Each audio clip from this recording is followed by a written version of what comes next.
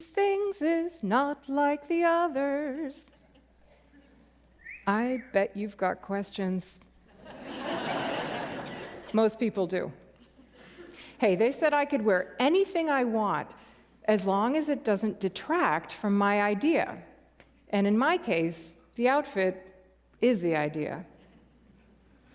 I didn't always dress like this. A few years ago, I was playing it very safe with my style. I wore the middle-aged mom uniform, black, semi-athletic, invisiwear. I wanted to belong, but blending in isn't the same as belonging. In fact, I was playing the world's loneliest game of hide and seek. I made myself disappear, and nobody ever found me.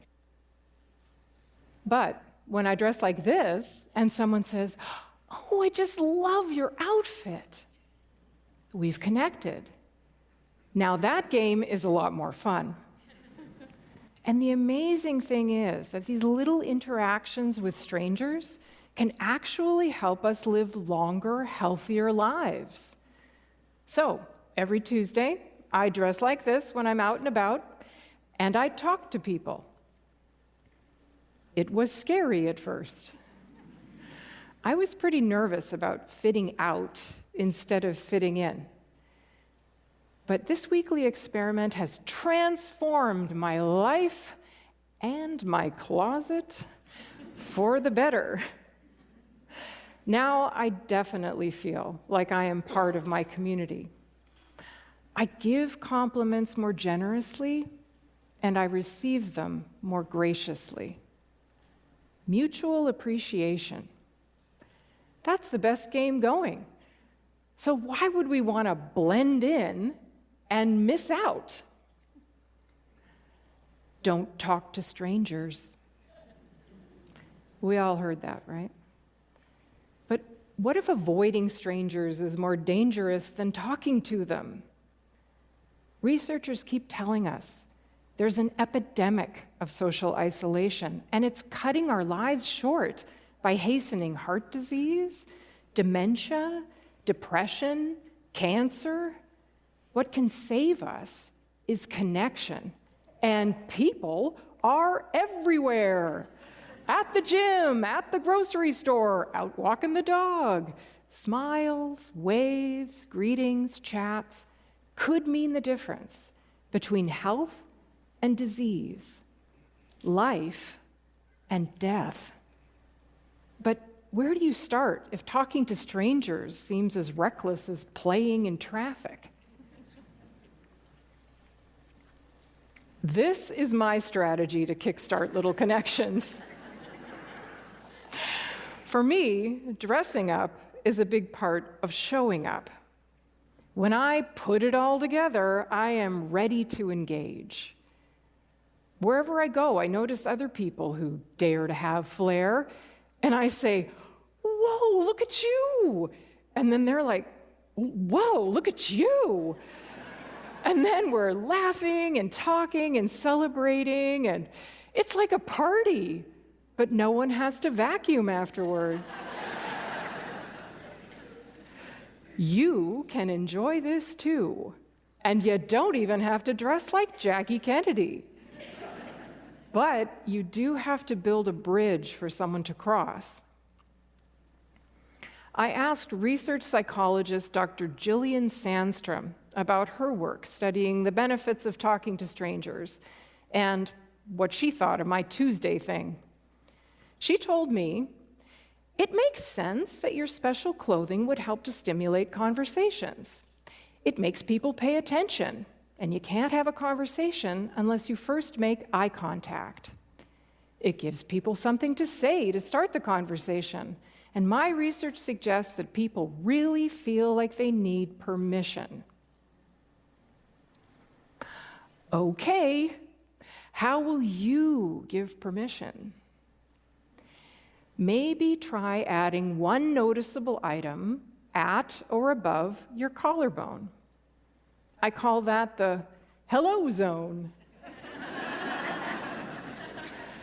It could be a pin or a flower, a shirt with a bold pattern or a fun logo, a cool hat, glasses that are amazing, or a dazzling backpack. Really, anything you wear or carry can spark a connection.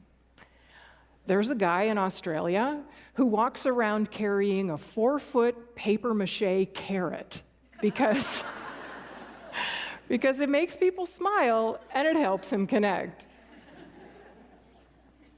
Hey, it works. I think adding a little flair to your hello zone is an easier way to offer a bridge to a stranger. Hey, I'm wearing at least 5 bridges right now. You could wear one. And honestly, the fun of this gets addictive. But yeah, there are Tuesdays when I don't feel like doing this. When I'm stressed out or feeling low, I just want to stay home and have stuff delivered. But I put myself together and I go out there anyway, because those are the Tuesdays that really show me how healing it is to be seen and beheld. I love that word, beheld. When we are seen, we feel we belong. And belonging is the opposite of isolation. Every Tuesday, I'm just reminding myself that the cure for loneliness is right outside my door. So you might be wondering, why this particular style? Well, I've always been a fan of 50s fashion, but I wasn't wearing it to run my errands. But one Saturday in July 2019, I got all decked out in a polka dot dress and a pillbox hat and white gloves to help out with my friend's vintage fair. People chased me down the street to tell me how much they loved that outfit. Some even said that it made their day. Really? The clothes I wear can make someone's day? If I'd been schlumping around in my invisiwear, would anyone's day have been made? So I declared to the random guy next to me that I was making an official commitment to dress head to toe in a 50s outfit 1 day a week for a year. And I chose Tuesdays because nothing fun ever happens on a Tuesday. 8 months later, in March 2020, social distancing became an official way of life. Still, every Tuesday, I got dressed up. It confirmed my intention to be part of my community, even from 6 feet away. Back at home, I would put on something a little nicer than lockdown loungewear, because have you noticed? The clothes we wear can affect our mood, even our productivity. It's powerful stuff. Part self-care, part public service. Being splendid wasn't just keeping me afloat. It was lifting others. But for many people, months of social isolation, wearing only their pajamas, made style seem irrelevant. Yet they dreaded going anywhere, saying, "Oh, God, I hope nobody sees me like this."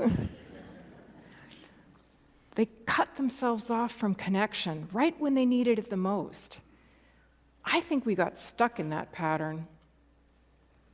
We are terrified to be noticed, but we are dying to be seen.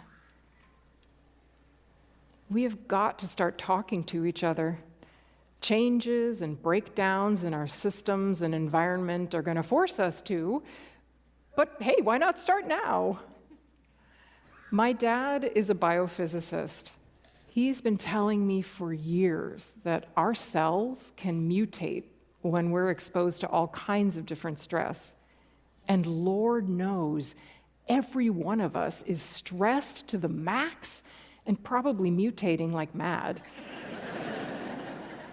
He thinks my social initiative is important because as individuals and communities, we're already facing extreme challenges, and that takes strength. Each warm connection with a stranger makes us all stronger. So it's time to stop hiding. Reveal yourself.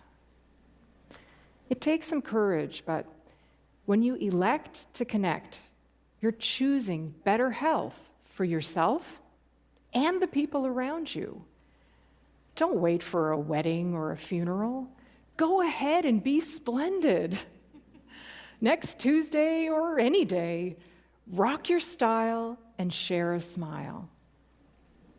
You are the special occasion. Dress for it. Thank you.